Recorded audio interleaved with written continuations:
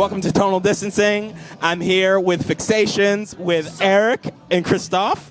So I met you guys, or I first saw you guys perform at Pianos, I think at the beginning of this year.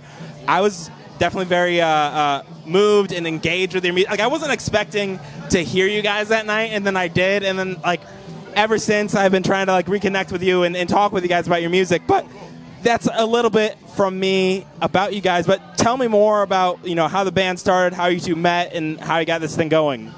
Yeah, I mean, the band started, you know, I wrote a bunch of songs and needed to find some people to play with and get a band going. Both of you wrote the songs together?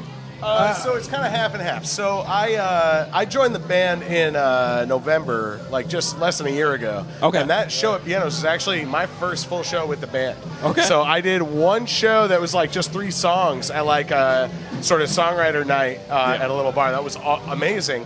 But our first like full set was that Pianos gig that you saw. And since I joined the band in November, we co-wrote like 2 songs like as jams, and then we co-wrote 2 songs like, you know, at home on the couch. Yeah. And so now the set is really 50-50, the stuff that was there before I joined, and then the stuff that we wrote together since I joined. Okay. So it's really been kind of evolving since November. But at that time, there were only 2 songs that we wrote together. Yeah. What's your name? Bobby. Bobby, what do you think of the Fixations? What I think of the Fixations? I think their guitarist is cool as hell, and also so is everyone else in the band. Well, thank you. You heard it here first. Cool as hell. Our guitarist, and I was like, hey, you gotta get a wireless transmitter. You gotta do that. Hey, it's actually... It's the way to... I was being facetious. I was being a piece of shit. But no, yeah, you guys were... Thanks so much. No, thanks so all right, but so just for like an example, what's a song that maybe you wrote? Is it like Skull, a song that you wrote? And then what's a song that you guys wrote together? And how does like your song process has changed, obviously, because you're writing with someone else? What's that been like? Sometimes you write the songs on the couch acoustically, and then you bring it to the band, and they like help you realize it into a full rock song. We write like that. Sometimes you write out of a jam. Like Took was written out of a jam that Christoph started. Yeah, so Took was a song. Took was the last song we played tonight. It's like it just started with a groove. So just this rocking groove. Bass player was playing just this descending chromatic thing, and then I put on all these like offbeat syncopated rhythms, and then Eric pointed out, because we record every practice. So Eric pointed out, he's like, oh, there's a cool section at like an hour and 22 minutes. Like, go listen to that. And so I listened to that, and immediately I'm like, oh, this is actually... Wait, you guys like record your whole practices, and we have and like then go back and listen like... Yeah, there's like a shared Google Drive. So you That's listen sick. back like in the week in between, jams. And he was like, oh, there's a spot at 122. Like, you got, or I don't remember what the time was, but like, you got to go listen to it. And I'm like, oh. And I immediately was like, oh, this is already like, I can feel a whole song structure based on just this. So I wrote the song, but like the seeds for it came out of the group, came out of the energy. And I didn't write any melody, I didn't write any vocal part, but I wrote the song and the structure, brought it to the group the next week, and then was like, hey, here's the song. And then Eric started ad-libbing vocals. I don't really know your process there. I mean, I think it was just that practice when we were all jamming, they just kind of like, I just felt something and I just went with it. And then we kind of like carved it and cleaned it up after that first practice, and then helped, you know, after a couple practices, it became a tight song. And Smell kind of came about the same way, which is that groove-centered song. It was like we were just jamming in between songs, like at practice, just instruments in hands were just, found a cool riff, go back, listen to the tape, hey, there's a cool thing here happening, do you want to flesh it out? So, but I'm like, song structure is like my number one thing. So I'm like, oh, I can take this, I can make a song out of it. You know, you give me a riff, and I'm like, oh, with a riff, here's a 3-chord chorus, now we got a song. So I can do that. I'm fairly skilled at that. But there's a couple other songs that we wrote like very differently, where we would get together apart from practice, acoustic guitars, sitting on the couch, like, hey, I got an idea, let's try something a little differently. And we played 2 of those songs tonight that are just more of that, like, and they come across gentler live too. So the songs A Thought and Drawn Into the Madness are just a lot more like just gentler songs because they were born out of a acoustic back and forth instead of that like coming out of the rock practice. So with that, you guys, if you could mention what your album and when it's coming out, but is it like kind of a combination of the stuff that you've written before and then the stuff that you've worked on together, essentially? Yeah. Oh yeah, I think it is a nice combination of, you know, stuff that we wrote on our own and stuff we wrote together, and you know. So which is your favorite? The one that you favorite song? Oh man, I don't know.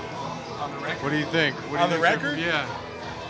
I mean, I love Took because I just was really pleased the way it came out. Yeah. But everything else, I mean, so most of the record was songs that I learned when I joined the band. It was like, oh, here's this set.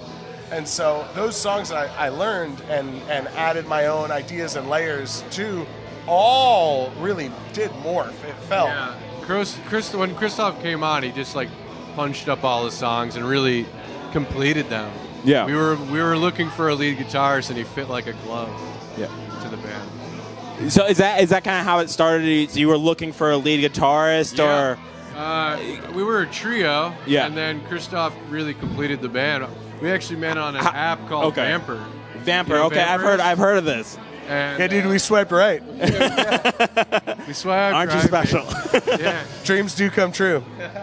Swipe Vamper right. should pay for this, I think. this is an ad for Vamper. Oh yeah, for sure. Just wanted to mention that the Fixations is releasing their album on Thursday, December 7th. So go stream it on all the streaming platforms.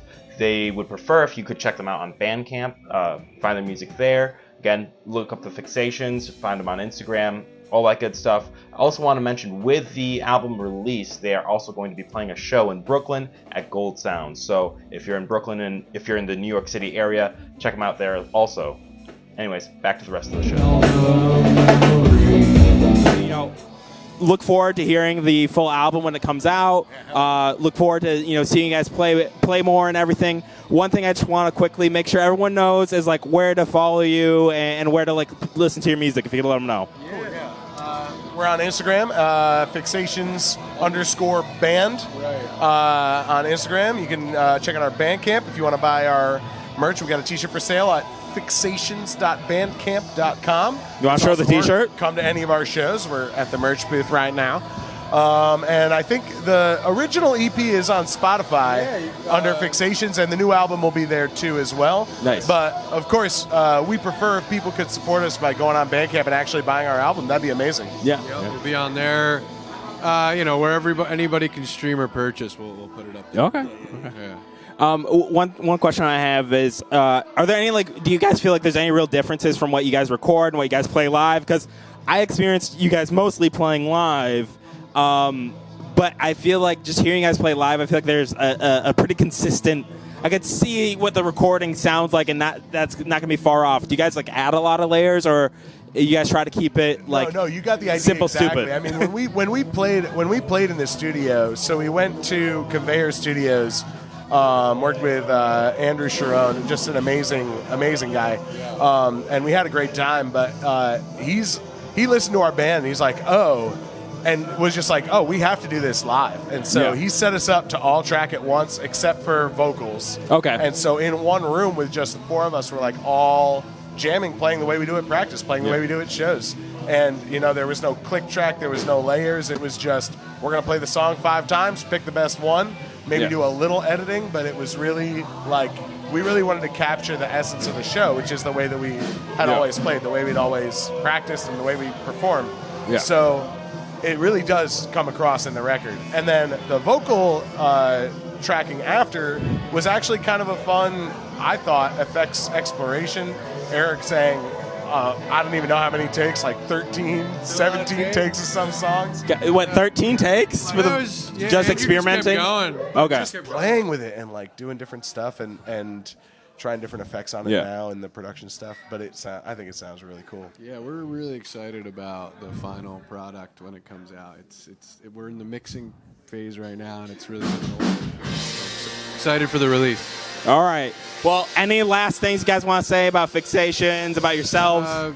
No, we're just going to continue to play shows and play music, and come on out and check it out.